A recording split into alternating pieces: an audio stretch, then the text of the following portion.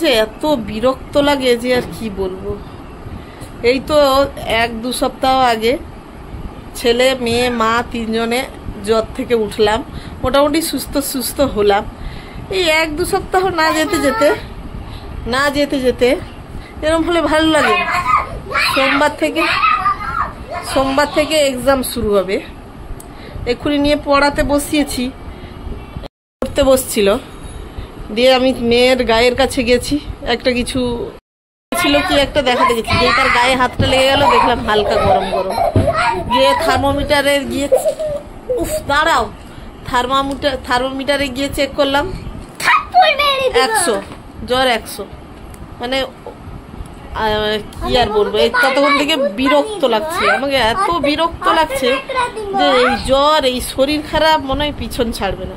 সোমবার থেকে পরীক্ষা, এর আগে 1 সপ্তাহ স্কুলে যায়নি, কত পড়া পিছিয়ে। এদিক পড়া তো আর এদের জন্য থেমে থাকছে না, গড়গড় করে যাচ্ছে, আর এক্সাম সামনে।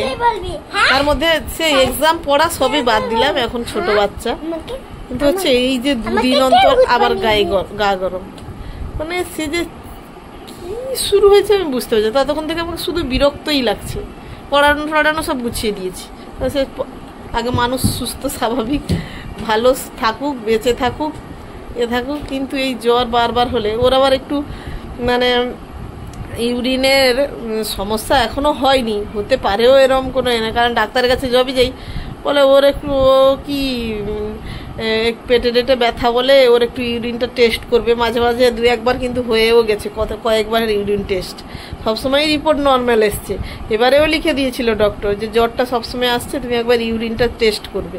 কিন্তু এবারে আমি ইউরিনটা টেস্ট করিনি, কিন্তু তার কি জানি তার কি হলো, এবারে সপ্তাহ আবার যেতে না যেতে আবার এসছে জ্বর। এবার তো আমাকে আবার ভাবাচ্ছে যে আমি ইউরিনটা টেস্ট করলাম না, এরম করে শুয়ে পড়ছে, দেখুন মুখে ঢাকা দিয়ে শুয়ে পড়ছে।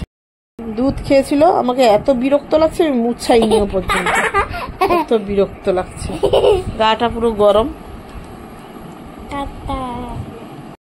জন্য আমি দুপুরবেলা বলছিলাম যে জল ঘাঁটিস না, বড় গামলা নিয়ে বাথরুমে চলে যাবে, দিয়ে কোথায় পিচকারি, কোথায় বল, কোথায় জামা কাপড় নিয়ে গিয়ে জলের মধ্যে চুবাবে, 1 গামলা ভর্তি জল। মানে সে গামলাতে মনে হয় কত বলবো 50 লিটারের হয়তো বেশি জল ধরে, এত বড় একটা গামলা, সেইটাতে ভরে বসে থাকবে ভেতরে।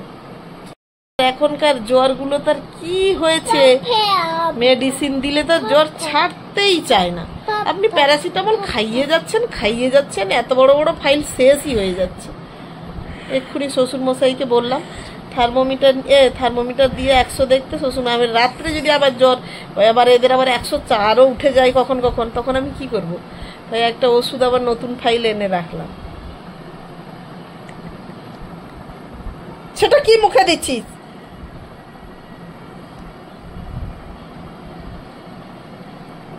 যেইটা না বলবে সেইটা সে বেশি কালকে থেকে দেখছি চকলেট গবিয়ে খেয়ে যাচ্ছে,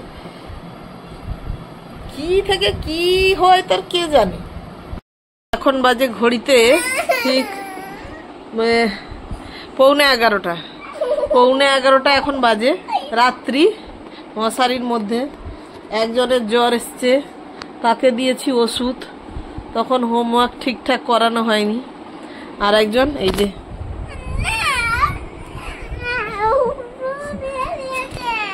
11:15 সময় ঘুম আসছে না, বিছানার মধ্যে এদিক ওদিক হচ্ছে, একটু হোমওয়ার্ক করে নে, দিয়ে শুয়ে পড়বি। কি দেয়নি? লেপ। এই এক্ষুনি লেপ ঘুরে শুতে হয় নাকি?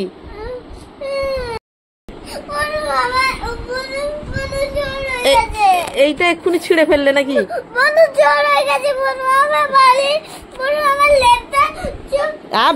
বনু কাঁথাটা গায়ে দিয়েছে, তোমাকে তো দিয়েছি ব্ল্যাঙ্কেট দিয়েছি পাতলা।